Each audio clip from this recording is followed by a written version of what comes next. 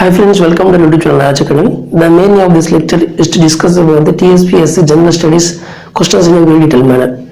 If you like the content of the channel, then please do like, share and subscribe our YouTube channel and don't forget to press the bell icon button. So whenever we upload a new video, the direct notification comes to mobile. If any improvement is needed in our lectures, then please do comment in the comment section. We will definitely include all those improvements in the coming lectures. So without waste more time, so let's get started. So now let us discuss about the 11th question. See the question here. So what is the national flower of India? So what is the national flower of India? Option A rose, option B lily, option C lotus, option D marigold. So what are the four options? Option C, which is lotus, is called as the national flower of India. So let us discuss something more about this one.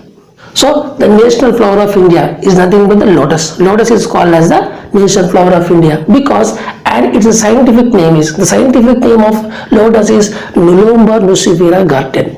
Nelumbo nucifera garden is the scientific name of the lotus, and the lotus is considered because it has a unique position in the ancient India and it plays a very role in the mythology. So because of these reasons only, the lotus is considered to be the national flower of India. So it has a unique position in ancient India and also in the mythology. So because of these reasons, it is considered to be the lotus, or it is considered to be the national flower of India. And also there is some beautiful message by the lotus. The message is, suppose no matter whatever the mud, it always rises. It always rises and it gives a beautiful smell. No matter whatever the mud, whatever dirty conditions around this flower, always it rises and it gives a nice smell. So similarly for the humankind, no matter whatever the crazy situations you are, you must rise, and you must rise like a lotus. Means you must rise above all your crazy conditions. That is the message which is given by the lotus. See, I am repeating again. No matter whatever the circumstances the lotus is, no matter whatever the lotus, but still it rises and it gives a beautiful smell. Similarly for the humankind, no matter whatever the bad circumstances or crazy conditions, always you have to rise above all your conditions. This is a beautiful message which is given by the lotus to the humankind. And let me discuss some of the nationals, symbols of India. The national tree is nothing but a banyan tree. So banyan tree is called as the national tree of the India, and also the national animal is tiger. National animal is tiger. So and the national bird is peacock. National bird is peacock, and the national fruit is mango. And the national river of India is Ganges. And the national reptile of India is king cobra. And the national heritage animal is nothing but elephant. So out of this, one question will be always framed in any competitive examination. So national tree is banyan tree, national animal is tiger, national bird is peacock, national fruit is mango, national tree of India is Ganges, and the national reptile of India is king cobra, and the national heritage animal is nothing but elephant. So out of this, one question will definitely frame in any of the competitive examinations. So finally, the lotus is called as the national flower of India, and its scientific name is Nelumbo nucifera garden. So now we are going to solve the 12th question. See the question here, which is called the blue city of India. Which is called as the blue city of India. Option A Jaisalmer, option B Udaipur, option C Palampur, option D Jodhpur. So what are the four options? Option D, Jodhpur is called as the blue city of India. Jodhpur is called as the blue city of India. So let's discuss something more about this one.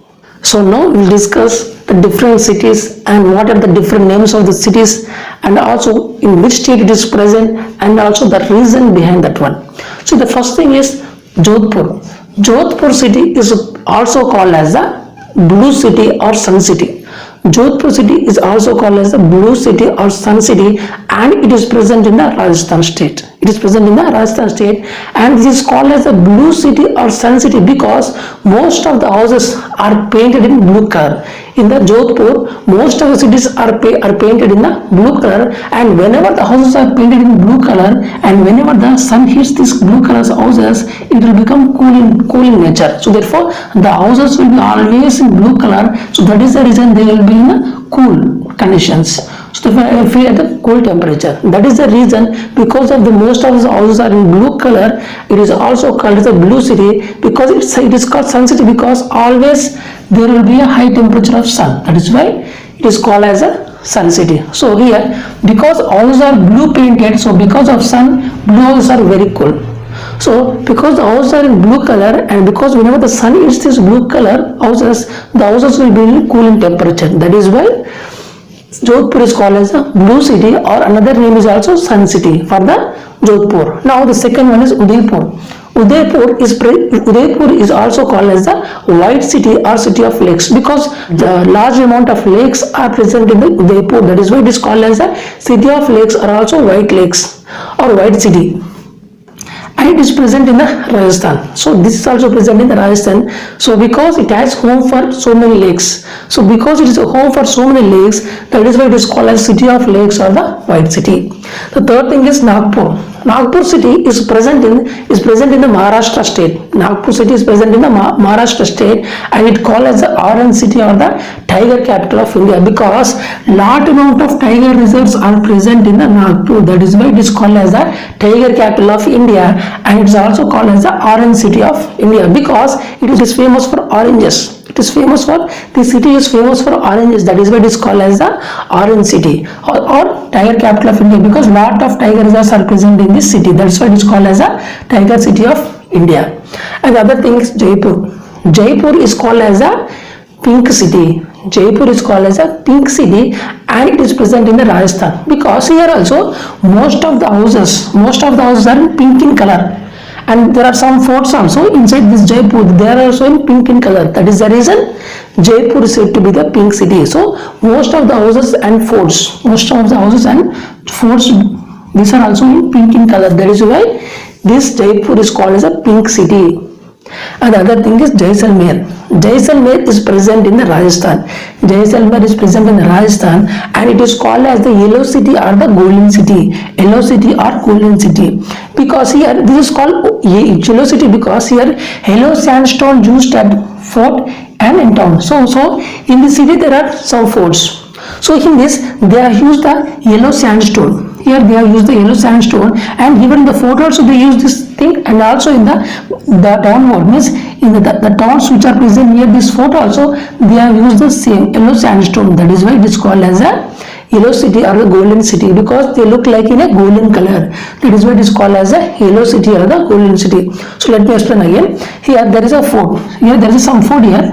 In that fort they are using the yellow stone. So the houses or the towns beside this fort also are using the same thing, which is as a yellow sandstone. So it looks like a golden color. That is why Jaisalmer is called as a yellow city or the golden city. Now the next thing is Amritsar. Amritsar is also called as the golden city, and it is present in the Punjab. Here this is called as a golden city because because of the golden temple Gurudwara. So in this city there is a Gurudwara temple, and it is in a golden in color. So that is the reason it is not golden color. That is the reason this city is also called as a golden city. Amritsar is called as a golden city because of the presence of the Gurudwara in this city. That is why it is called as a golden city. And the next thing is Calcutta. So Calcutta, earlier name is nothing but Calcutta. This is a Kolkata. So Kolkata earlier name is Calcutta, and it is called as the black city of India, and it is present in the West Bengal. It is present in the West Bengal. Here the site of black hole is located in the Fort William. So there is a fort called Fort William. There is one fort called Fort William. In this there is a site of black hole. So that is why it is called as the black city of India. So therefore Kolkata is called as a black city because there is a one fort. That fort name is Fort William. In that fort there is a black site. So that is the reason this is black city. And similarly Cuttack is called as a silver city. Cuttack is called as a silver city, and it is present in the Odisha state. So here 1000 years and famous silver filigree was, because this city has celebrated 1000 years. Means this city was constructed 1000 years ago, and it is celebrated 1000 years also, and it is famous for silver filigree work. So this type of the filigree work, silver type of filigree work is very famous in this city. That is why it is called as a silver city. Let me repeat again. This city was found 1000 years ago. So they have celebrated the 1000 years also for this city, and it is also famous for the silver filigree work. So this city is famous for the silver filigree work. So that is the reason. This silver filigree work is nothing but regarding to the temples. So that is why this city is called as a silver city of India. So therefore Cuttack is called as silver city of India. So Mysore is present in the Karnataka state and it is called as a green city because here during the Swachh Bharat Abhiyan this city got the first prize. This city got the first prize because of first clean and green city in India. This is the first clean and green city, means during the Swachh Bharat Abhiyan this city got the first prize because of its first clean and green city. So that is why this city is called as a green city. So therefore Mysore is called as a green city. So here finally what I am trying to say is Jodhpur is also called as a blue city, Udaipur is also called as a white city or city of lakes, Nagpur is called as the orange city or the tiger capital of India, and the Jaipur is called as a pink city, and Jaisalmer is called as a yellow city or the golden city. Amritsar is also called as a golden city, Kolkata is called as the black city, Cuttack is called as a silver city, and Mysore is called as a green city. So let's solve the 13th question. See the question here. Which is the longest dam in the world? Which is the longest dam in the world? Option A, Gandhi Sagar. Option B, Bakra Nangal. Option C, Hirakud. Option D, Nagarjuna Sagar. So out of the four options, option C, Hirakud. Hirakud dam is called as the longest dam in the world. So let's discuss something more about this Hirakud dam. So this is called as the Hirakud dam. Hirakud dam is the longest dam in the world, and here it is constructed on the river Mahanadi river. So this dam is constructed on the river of Mahanadi river, and similarly the height of this dam is nothing but 60 meter. So therefore from the river level the height of this dam is 60 meter. And here the length of the this total dam is nothing but 27 kilometer. So because of this reason only it is called as the longest dam in the world. And similarly it is located in the Sambalpur in Odisha. So it is located in the Sambalpur in Odisha, and it is called as the longest dam in the world. So construction started in the 1947. The construction of this dam is started in the 1947 and it is finished in the 1957. And this was inaugurated by our first Prime Minister Pandit Jawaharlal Nehru, and this project was proposed by the Sir M. Visvesvaraya, and this project was inaugurated by the Pandit Jawaharlal Nehru. So therefore dam is used as a for the multi-purpose projects, means it is used for the irrigation purposes and also for the hydroelectricity. So it is used for the multi-purpose project because of it is supplying irrigation to the water to the fields of Odisha state and also to the hydroelectricity. So here the installed hydroelectricity capacity is nothing but 348 megawatt of power. These hydroelectricity stations can generate the power. So here this was proposed by the Sir M. Visvesvaraya, and the dam is inaugurated by our first Prime Minister of India, which is Pandit Jawaharlal Nehru. So therefore this dam was proposed by the Sir M. Visvesvaraya, and it was inaugurated by the Pandit Jawaharlal Nehru. So these are the important facts of this Hirakud dam, and it is present at 15 kilometer. It is present 15 kilometer away from the Sambalpur. So if you go to Sambalpur, you need to go 15 kilometer further in order to see this dam. So these are the important facts of the Hirakud dam. So it is called as the longest dam in world because of the length of 27 kilometer. The length of the dam is 27 kilometer. So because of this reason only it is called as the longest dam in the world. Now we will discuss the 14th question. See the question here. The term of office of the governor of a state is. So what is that term? Means how much is the duration of the governor of a state? So out of the option A 2 years, option B 3 years, option C 4 years, option D 5 years. So 5 is option D. 5 years is the duration of the governor of any state. So regarding the governor, we will learn some of the important facts. So regarding the government, it is mentioned in the Indian Constitution regard from Article 152 to 162. So in these articles, they have mentioned clearly about what is the governor and what are the different types of functions and the executive powers. What are the things that the governor can do? All these things are very explained in a clear manner in the Article 152 to 162. So here he has to be an Indian. So for a governor post, the person has to be a compulsory Indian, and he has to have age of at least 35 years of age. Means he need to have at least age of 35 years of age. Then only he is eligible for a governor, and the different things are also there. He must not be a member of either house. So he must not be a member of any house. Means he is not a member of Lok Sabha or is not a member of the Rajya Sabha. So here he did not hold any office of profit. So therefore under the government of India he should not hold any office of profit. other than this one. So therefore he must not hold any office of profit, and similarly not to be a resident of the same state. So if a governor has to be appointed, he cannot be appointed in its own state, so that he can appointed in the other state. So therefore he is not to be a resident of the same state. So therefore the governor, if he is born in state A, he cannot be a governor in the state A, because he will be always governor in the other state. So therefore he must not be a resident of its own state. So therefore the salary of the governor is nearly 3,50,000 rupees per month. So therefore this is the salary which is received by the governor, which is 3,50,000 rupees per 1 month. And similarly the term is, the duration of the governor is 5 years. So from the appointment date he can go work for the 5 years of duration. So there are two things in this 5 years, whether he can resignation, means he can do self-resignation, so therefore he cannot be able to do the 5 years duration. So therefore that is up to him only. Governor can do self-resignation, or the president can remove him. Within this duration he can remove, the president can remove the governor within this duration only, based upon a proper reason. So therefore president can remove the governor only with a proper reason, then only he can remove the governor. Means he cannot remove governor without any particular reason. Means the president has to give a proper reason before removing this governor. So these are the two ways the governor can remove from his position within this duration. So president gives his resignation to the vice president, and vice president gives his resignation to the president, and similarly the governor gives his resignation to the president. So therefore whenever the governor wants to resign from his position, he has to give his resignation to the president only. He cannot give to any other person. So therefore here this governor was appointed by the president, but the governor was nominated by the prime minister. So therefore governor was nominated by the prime minister, but he was appointed by the president. So therefore governor was nominated by the prime minister and appointed by the president. And similarly here governor is like this one. Governor is called as the nominal head of a government. So governor is a nominal head of a state.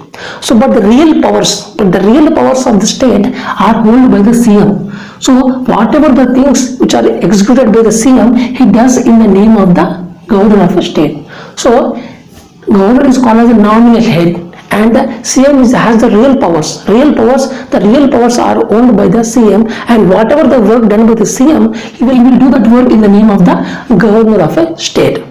So these are the important points of the governor. So therefore in our question they asked what is the term duration of the governor. So the term duration of governor is 5 years. So now we are going to solve the 15th question. See the question here.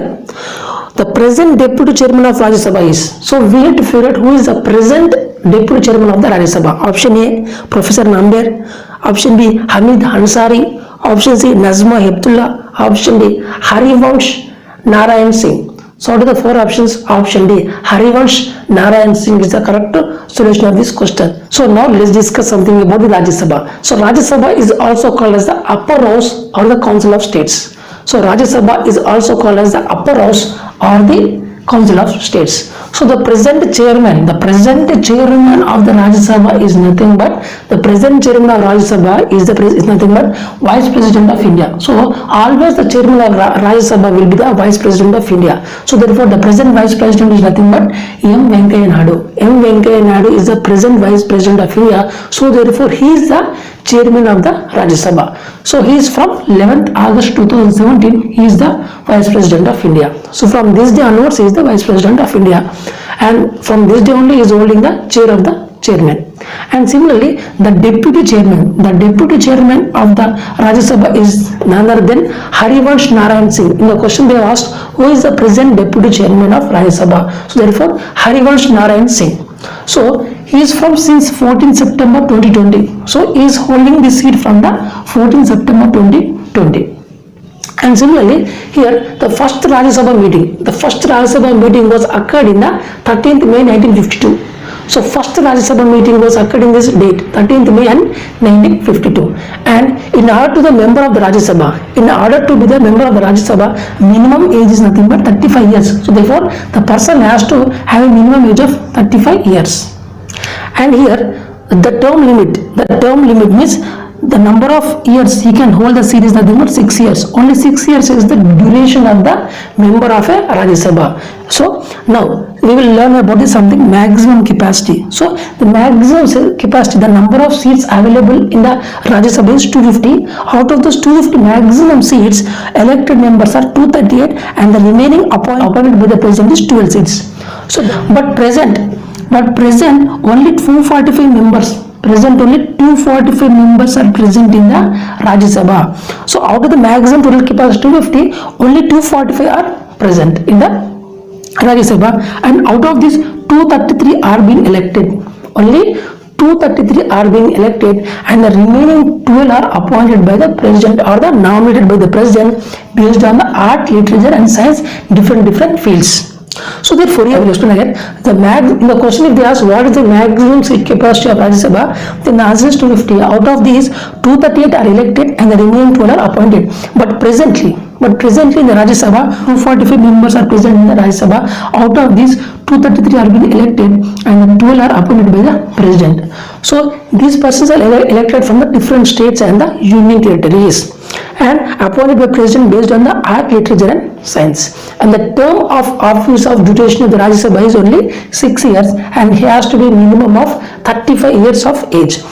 And for every 2 years, 1/3 members get retired. So therefore, for every 2 years, 1/3 get retired and the new members are elected. So therefore, every 2 years, 1/3 members are going to get retired from the Rajya Sabha. So these are the very important points of the Rajya Sabha. So therefore in the question they asked what is the deputy chairman of the Rajya Sabha. So the present deputy chairman is Harivansh Narayan Singh. From September 14th 2020 onwards he holding this chair. So by this lecture you have successfully completed the 50 questions of the general studies of the TSPSC in a very detailed manner.